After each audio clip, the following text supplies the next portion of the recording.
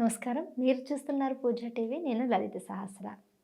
గాయత్రి మంత్రం గురించి చాలామంది కొన్ని భయాలు గూడా పెడుతూ ఉంటారు. అంటే గాయత్రి మంత్రం చదివేటప్పుడు ఇలాంటి నియమాలు పాటించాలి. ఇలా పూజ ఖచ్చితంగా చేయాలి.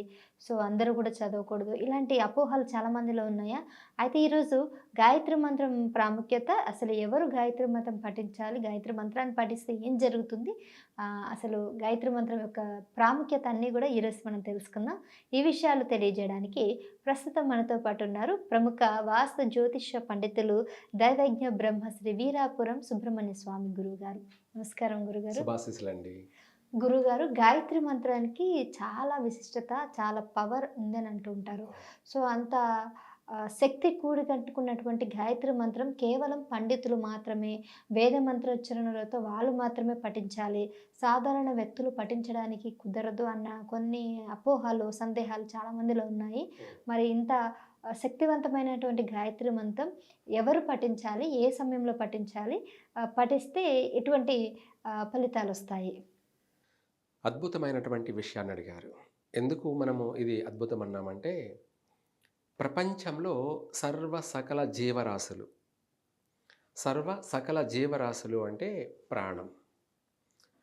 ఏదైనా సరే ప్రాణము అన్నది జీవము. ఏమిటి? జీవము. ఈ జీవానికి ప్రాణము, జీవము అనేది అనేక రూపాల్లో మనం పిలుచుకుంటున్నప్పటికీ అదే గాయత్రి మంత్రం. ఇప్పుడు మీరే ఉన్నారనుకుందాం ఎగ్జాంపుల్. ఏమిటి? ఉన్నారనుకోండి. మీరు తల్లి గర్భంలో ఒక బొమ్మ ఎప్పుడు ప్రారంభ మాసంలోనే, అంటే మొదటి నెల, రెండో నెల, మూడో నెల, ఇవన్నీ కూడా అనొచ్చు. ఒక బొమ్మ మాత్రమే. ఆ బొమ్మ తెల్లవారుజామున బ్రహ్మ ముహూర్తం అంటారు. 4 నుంచి 6 లోపల కూడా మీ యొక్క రూపం అనేది మేకవర్ అవుతుంది. అంటే రూపాన్ని తీర్చిదిద్దబడుతుంది. అది బ్రహ్మదేవుడు చేసేటువంటి సమయం. అదే బ్రహ్మ ముహూర్తం. మీ రూపాన్ని అంతా కూడా, మీ బాడీని అంతా కూడా ఆయన క్రియేట్ చేస్తున్నాడు. అయిన తర్వాత 5వ నెల ప్రారంభం కాగానే గాయత్రీదేవి వచ్చి ఆ బొమ్మకు ప్రాణం పోస్తుంది. దాన్ని ప్రాణాయామం అంటారు, ప్రాణము అంటారు, జీవము అంటారు.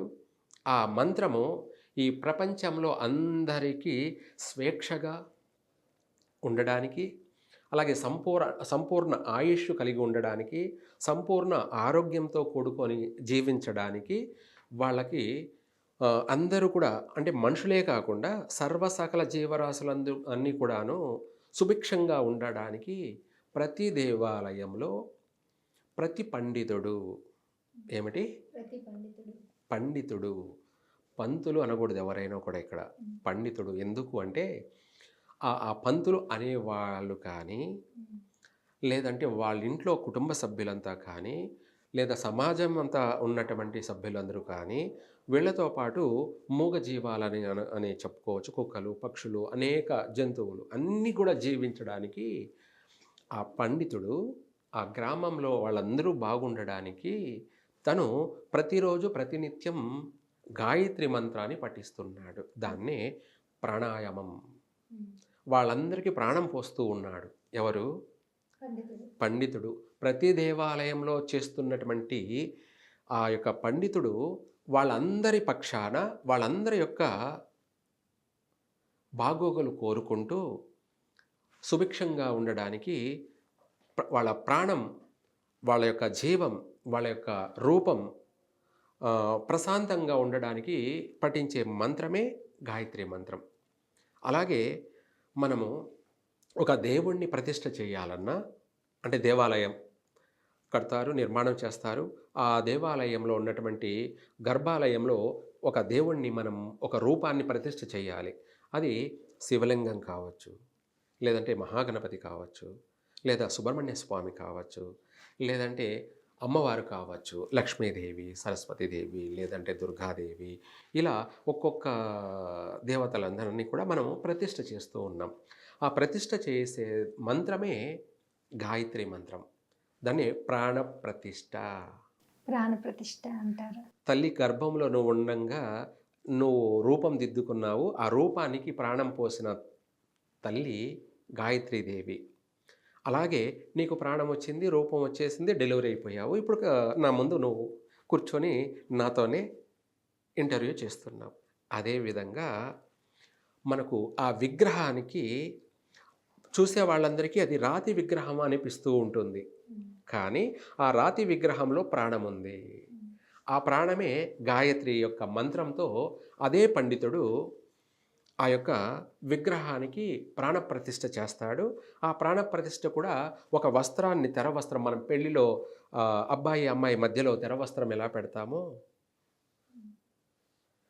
అదేవిధంగా ఆ యొక్క విగ్రహానికి మంత్రం, ప్రాణప్రతిష్ఠ, ప్రాణాయ మంత్రము, ఇట్లా అనేక మంత్రాలు ఉన్నాయి. ఆ మంత్రాన్ని అమ్మవారి లేదా అయ్యవారికి చెవులో ఆ మంత్రం పఠిస్తూ ప్రాణం పోస్తాడు. ఆ ప్రాణం పోసిన క్షణం నుంచే ఆ విగ్రహానికి జీవం ఏర్పడుతుంది. అర్థమైంది కదా? ఒక తల్లి గర్భంలో నీ రూపానికి అమ్మవారు ప్రాణం పోసిన తర్వాత నువ్వు కదలికలు ప్రారంభమవుతాయి నీలో. కదలికలు ప్రారంభమై కదిలి కదిలి ఆమె తల్లి గర్భంలో డివైడ్ అయిపోయి వేరైపోయి అప్పుడు డెలివరీ అవుతావు. అలాగే ఆ విగ్రహం కూడా ముందంతా రూపం దిద్దుకొని ఆమె ప్రాణ ప్రతిష్ఠ చేయగానే ఆ గుడికి, ఆ దేవాలయానికి అంతా కూడా ప్రాణం వచ్చేస్తుంది, పూర్తి అయిపోతుంది. ఆ గ్రామంలో వాళ్ళు కావచ్చు, నగరంలో వాళ్ళు కావచ్చు, ప్రపంచవ్యాప్తంగా ఆమె అందరినీ కూడా ఆమె అనుగ్రహిస్తూ అందరూ కూడా వచ్చి ఆమెను దర్శనం చేసుకొని ఎవరి యొక్క కోరికను వాళ్ళు కోరుకుంటూ అమ్మవారికి తెలియచేస్తూ ఉంటే అమ్మవారు వచ్చే పోయే వాళ్ళందరికీ కూడా ఆశీర్వదిస్తూ అనుగ్రహిస్తూ ఉంటుంది. ఆ గాయత్రి యొక్క మంత్రం వలనే ఆ దేవాలయానికి ప్రాణము, జీవము, రూపము అంతా కూడా గాయత్రి యొక్క మంత్రం ద్వారానే స్థాపితమవుతూ ఉంటాయి. అలా ఈ గాయత్రి మంత్రం అనేది ఒక పండితుడు అనుక్షణము కూడా విశ్వంలో ప్రతి జీవరాశికి ప్రాణాన్ని కాపాడుతూ, అలాగే జీవం పోస్తూ, అంటే ఊపిరిని కలగచేస్తూ, అనేక విధాలు కూడా అందరి కోరికలను తీర్చుతూ ఆ దేవాలయం ఉంటుంది. మనము ఇందాక చెప్పుకున్నట్టుగా గాయత్రి మంత్రం అనేది ఈ విశ్వం యొక్క ప్రాణము, రూపము, జీవము, మొత్తం A to Z గాయత్రి మంత్రమే. అలా ప్రజలందరూ కూడా సుభిక్షంగా ఉండడానికి పండితుడు ప్రతిరోజు ప్రతినిత్యము ఈ గాయత్రి మంత్రాన్ని పఠిస్తూ ఉంటాడు. లోక కళ్యాణం గురించి కోరుకునేటువంటి వాళ్ళు ఎవరైనా ఉండారు అంటే అందులో కులాలు, మతాలు అనే సంబంధం లేకుండా, మిత్రులు, శత్రువులు అనే వాళ్ళ సంబంధం లేకుండా ప్రతిరోజు ప్రతి ఒక్క పండితుడు కూడా భగవంతుడికి మన గురించి తెలియచేస్తూ ఉంటాడు. మన గురించి అంటే మీ అందరి గురించి కూడా. నీవు తెలియకపోవచ్చు ఆయనకి, కానీ నీ గురించి కూడా ఆయన పేరని పెట్టకుండా ప్రతి ఒక్కరి గురించి ప్రతిరోజు ప్రతినిత్యం దేవునికి సంకల్పం చేసే ముందు ప్రాణాయామం చేసి తర్వాత సంకల్పం చేస్తూ ఉంటాడు. ఇంకా కూడా చెప్పాలంటే ఇందులో ఓం శ్రీ లక్ష్మీ నారాయణాభ్యాం నమః, ఓం ఉమామహేశ్వరాభ్యాం నమః, ఓం వాణి హిరణ్యగర్భాభ్యాం నమః, ఓం చిజయపురంధరాభ్యాం నమః, ఓం ఇంద్రాది అష్టదిక్పాలక దేవతాభ్యాం నమః, ఓం అరుంధతి వశిష్టాభ్యాం నమః, ఓం శ్రీం సీతారామాభ్యాం నమః, ఓం మాతాపితృభ్యాం నమః, ఓం సర్వేభ్యో మహాజనేభ్యో నమః. ఆయన చెప్పే ప్రతి ఒక్క మంత్రాల్లో సర్వేభ్యో మహాజనేభ్యో నమః అని ఈ యొక్క మంత్రాన్ని ప్రతిరోజు ప్రతినిత్యం పఠిస్తున్నాడు. అంటే ఆయన లోకాన్ని అంతా దృష్టిలో పెట్టుకొని అందరూ సుఖంగా ఉండాలి అని చెప్పి ఓం సర్వేభ్యో మహాజనేభ్యో, సర్వేభ్యో అంటే మొత్తం విశ్వం అంతా కూడా, మహాజనేభ్యో అందరూ కూడా, అందరూ బాగుండాలి, అందరూ చిరంజీవులుగా ఉండాలి అని, అలాగే ఆరోగ్యంగా ఉండాలి అని అందరి గురించి తెలియచేస్తూ దేవుడికి మళ్ళీ అందరికీ నమస్కారం చేస్తున్నాడు. ఎవరు? పండితుడు. సర్వేభ్యో మహాజనేభ్యో నమః అని అందరికీ భగవంతుడి సమక్షంలో నమస్కారం చేస్తున్నాడు. అదే మళ్ళీ ఆయన ప్రత్యేకంగా ఎవరికైనా నమస్కారం పెట్టకూడదు. పెట్టారనుకోండి వాడు ఫైసల్. వానికి భగవంతుడి సమక్షంలో నమస్కారం చేశాడు. మళ్ళీ ప్రతి ఒక్కరు కూడా ఆ పండితుడికి నమస్కారం చేయాలి. అంటే ప్రతి నమస్కారం ఆయన మనకు చేసేసాడు దేవుడి సమక్షంలోనే. ఇంకా ప్రతి ఒక్కరు కూడా ఆయనకు నమస్కరించాలి, ఆయనను గౌరవించాలి. ఎందుకంటే మన ఆయుష్, మన ఆరోగ్యము, మన యొక్క అభివృద్ధి అనే ఒక రూపాన్ని సాక్షాత్తు గాయత్రి మంత్రంతో అన్నీ కూడా తెలియచేసిన వారే పండితులు, వేద పండితులు. వాళ్ళ యొక్క రుణం తీర్చుకోవాలంటే వీళ్ళు ఎన్ని చేసినా కూడా తీర్చుకోలేరు. ఈ రోజున ఆయన్నే తిడుతున్నారు, వాళ్ళనే దూషిస్తున్నారు, వాళ్ళనే కొడుతున్నారు, వాళ్ళనే అవమానపరుస్తున్నారు. ప్రపంచమంతా కూడా అధపాతాళానికి పోతుంది. అంటే అది పండితుడిని ప్రతి ఒక్కడు విమర్శించడం, దూషించడం, నిందించడం చేయడం వల్ల ప్రతి ఒక్కరూ బాగుండాలని ప్రతిరోజు కోరుకుంటున్నటువంటి పండితుడినే కొట్టడం, దాన్నే చిన్నంటి వాసాలు లెక్క పెట్టడం అంటారు కూడా. ఏమిటి లెక్క పెట్టడం అంటారు కూడా. ఆయన అందరినీ బాగుండాలని కోరుకుంటున్నాడు. ఈ మతం వాళ్ళు లేదా వేరే మతం వాళ్ళు అని లేదు. ఇక్కడ సర్వేభ్యో అన్నాడు. ఏమిటి అందరికీ వచ్చేస్తుంది మనిషి మానవ రూపం.